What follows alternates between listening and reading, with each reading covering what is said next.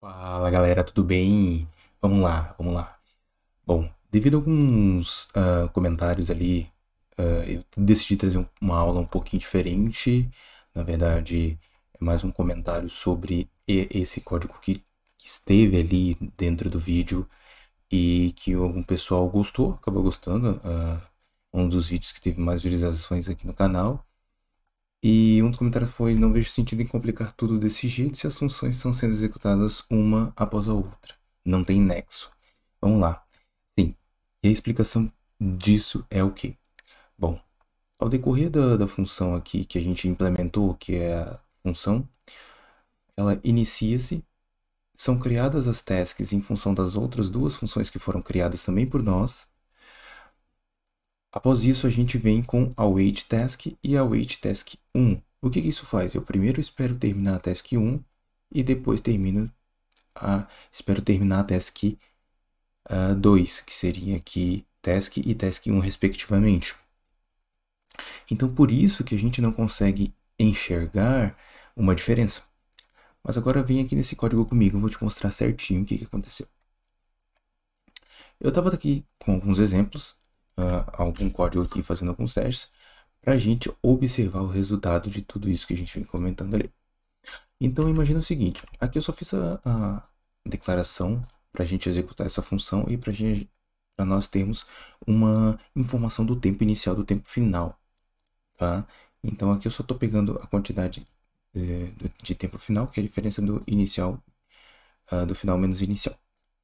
Rodo essa função assincronamente e tenho o resultado a partir dessa função main, async.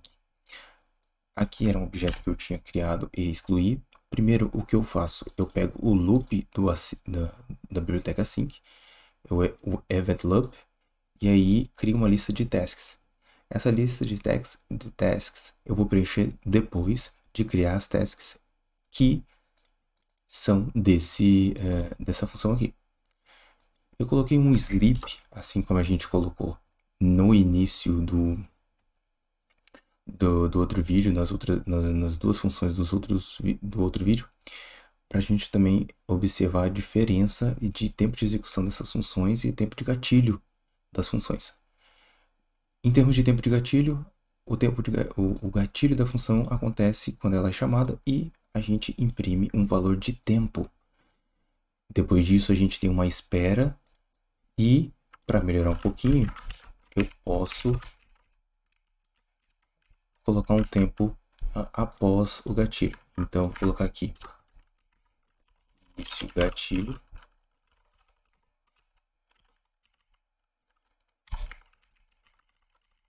E aí o fim do gatilho. Fechou?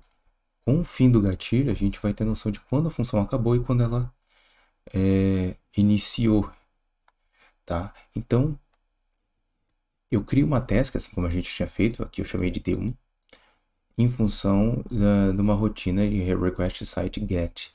Se esse get demorar cerca de 2 segundos, que foi um dos parâmetros que eu coloquei, e o request do segundo site demorar 4 segundos, o tempo de execução do programa em si deve ser dado pelo maior tempo de execução, que é o de 4 segundos.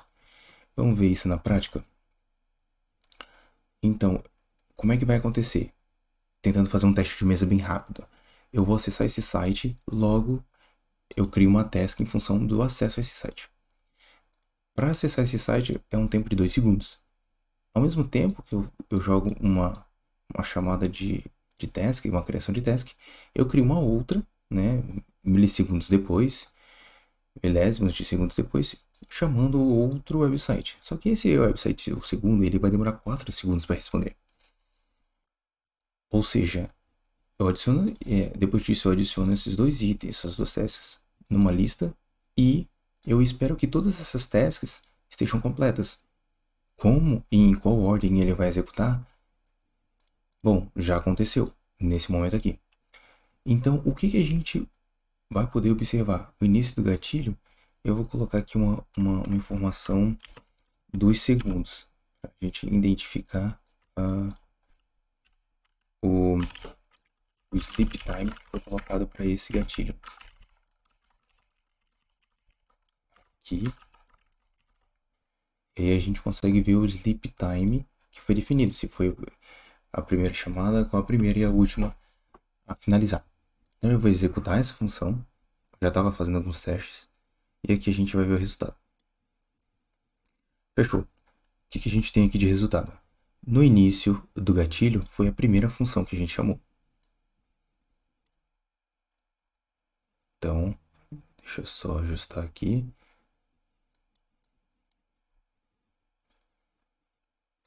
Foi a primeira função que a gente chamou, ok.